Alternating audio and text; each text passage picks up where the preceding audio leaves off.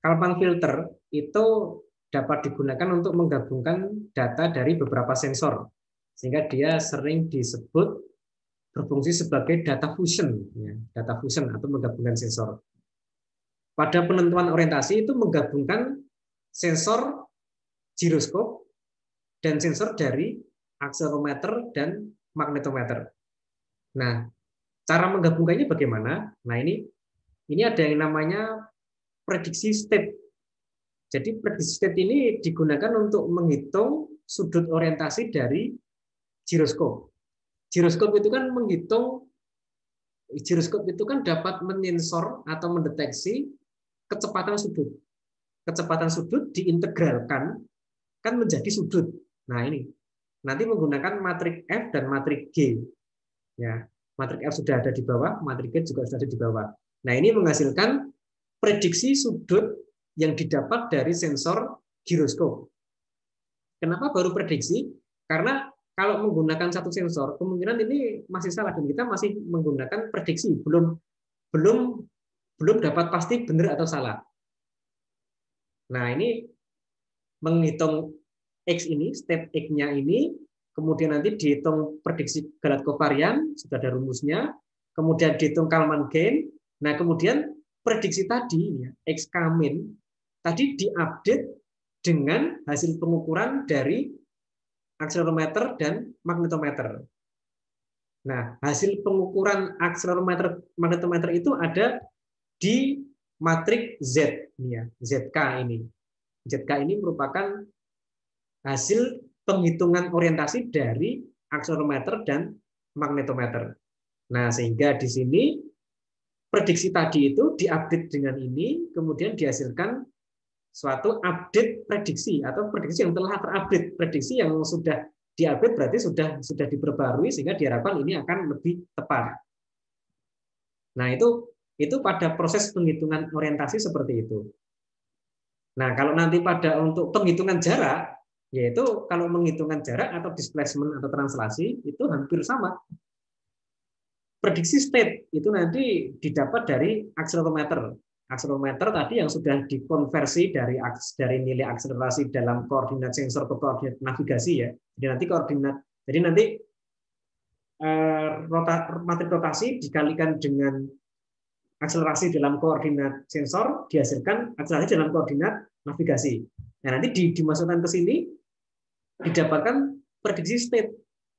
Berarti prediksi state itu berarti ini sudah merupakan nilai translasi atau perpindahan, tapi baru prediksi. Kemudian dihitung kovarian Galat, Kalman gain, diupdate dengan data dari GPS.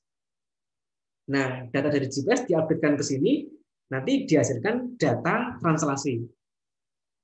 Nah, itu. Jadi kan hampir sama ini sebenarnya, ya. Sebenarnya hampir sama dengan untuk menghitung translasi ini hampir sama dengan proses untuk menghitung di orientasi. Nah, berarti mulai di tugas akhirnya Mas Asari tadi, kita sudah menggunakan 2 Kalman filter. Kalau sebelumnya hanya 1 Kalman filter karena hanya untuk menghitung orientasi saja. Nah, maka sekarang mulai dari skripsinya Mas Ari, itu nanti ada Kalman untuk menghitung orientasi dan Kalman untuk menghitung translasi. Nah, kalau yang Asari ini, Kalman translasinya itu baru menggunakan data akselerometer saja. Itu bisa dengan catatan noise-nya tidak terlalu besar. Nah, itu dapat diterapkan pada rigid body, benda yang digerakkan itu, ya, dengan tangan dengan mungkin dengan jarak yang tidak terlalu jauh. Tapi kalau pada UAV, karena itu noise-nya besar, nah, maka nanti data dari akselerasi itu tidak akan tepat kalau digunakan untuk menghitung translasi. Maka dia harus digabung dengan sensor dari GPS. Nah, maka nanti di skripnya Nugroho itu nanti digabung menggunakan GPS. Nah, nanti menggabungkannya bagaimana? Ya cukup gabungkan aja, sudah selesai. Sementara seperti itu. Cukup digabungkan saja, sudah selesai. Nah, nanti berikutnya, kalau misalnya ada skripsi lain, misalnya Mas siapa kemarin, Danang, nah nanti proses penggabungan nanti dapat dikembangkan lagi. Bagaimana mengembangkannya? Satu saat kita lebih memberikan bobot pada sensor akselerometer. Suatu saat kita lebih memberikan bobot pada sensor GPS. Nah, itu bisa seperti itu. Jadi dibuat seperti itu. Kenapa? Karena kadang-kadang untuk yang jarak dekat, pergerakan UFV untuk jarak dekat mungkin masih menggunakan sensor akselerometer. Tapi untuk jarak yang jauh, mungkin nanti lebih menggunakan GPS. Apalagi nanti sensor GPS itu, nanti datanya itu hanya dapat diambil 1 kali per detik. Nah, ini. Jadi ini kalau kita lihat kemampuan sensor nih ya. Kemampuan sensor yang ada di smartphone. Nah, ini kita kalau kita lihat di sini,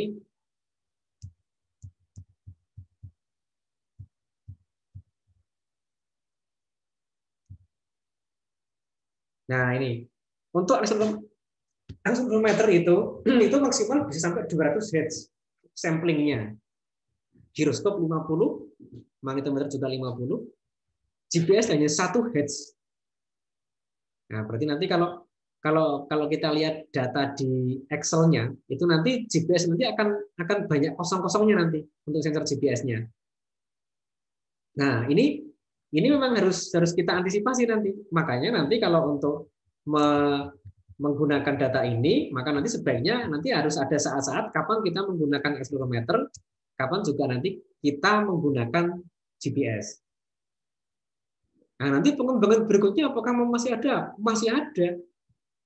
Pengembangannya misalnya di mana? Nah, ini misalnya kemarin Mas Rafiq itu kan mengembangkan skripnya Brian. Brian itu kan Kalman filter digunakan untuk mengukur orientasi. Dia menggabungkan dari sensor giroskop, akselerometer, dan magnetometer. Nah, kemudian Mas Rafiq itu membuat algoritma yang nanti algoritma itu akan kadang-kadang bisa menitik beratkan pada giroskop, kadang-kadang menitik beratkan pada akselerometer. Nah, nanti dibuat algoritma seperti itu bisa dikembangkan untuk berikutnya. Dengan cara nanti algoritma itu akan mengubah nilai kovarian drop pengukuran atau R gitu ya. Nah, itu nanti pengembangannya masih banyak. Kemudian ini Mas Galih ini kan mendeteksi G ya. Karena kalau kita lihat di rumus ini itu kan untuk menentukan, nah ini untuk menentukan akselerasi dalam koordinat global itu kan kita harus menggunakan matrik rotasi yang dikalikan dengan akselerasi kemudian dikurangi G. Nah, G-nya ini kan G-nya ini apakah kita tentukan secara manual ataukah otomatis? Kalau secara manual ya harus kita ukur. Nah, nanti ada algoritma nanti yang menentukan G secara otomatis. Nah, ini Mas Galih ya. Nah, kemudian ini kan kita sekarang sedang menggunakan UFV. Bagaimana kalau kita menggunakan dan UFV ini pun kita baru menggunakan dalam radius yang kecil ya. Kira-kira baru sekitar 10 meteran ini ya jaraknya ya untuk membuat kotak 10 meter. Kalau digunakan untuk di pesawat bagaimana? Nah, ini dikembangkan oleh Mbak Ika Anggi itu kemarin mau mencoba untuk membawa sensornya itu dalam penerbangan dari Jogja Jakarta, dari Gia ke Cengkareng ke Palembang gitu ya. Ini direkam datanya. Nanti kita lihat hasilnya. Tracknya bagaimana? Nah, berarti nanti kita akan mencoba untuk mengetrack pergerakan pesawat. Tapi mengetracknya menggunakan sensor akselerometer dan sensor GPS. Nah, nanti pengembangan berikutnya apa bisa? Masih bisa kembangan berikutnya. Nah, coba kalau misalnya kita sudah mempunyai track pesawat. Kalau track pesawat itu kan pesawat itu kan sekarang menggunakan banyak sensor termasuk GPS. Nah, GPS itu kan kalau kita menggunakan GPS, maka kita akan tergantung pada negara lain. GPS dari Amerika ya. Nah, suatu saat kalau GPS ini kita mungkin kalau suatu saat ada konflik dengan Amerika, siapa tahu GPS dimatikan. Nah, bagaimana kalau tanpa menggunakan GPS? Bisa nggak? Nah, gitu. Itu pengembangannya masih banyak ini nanti. Nah, itu.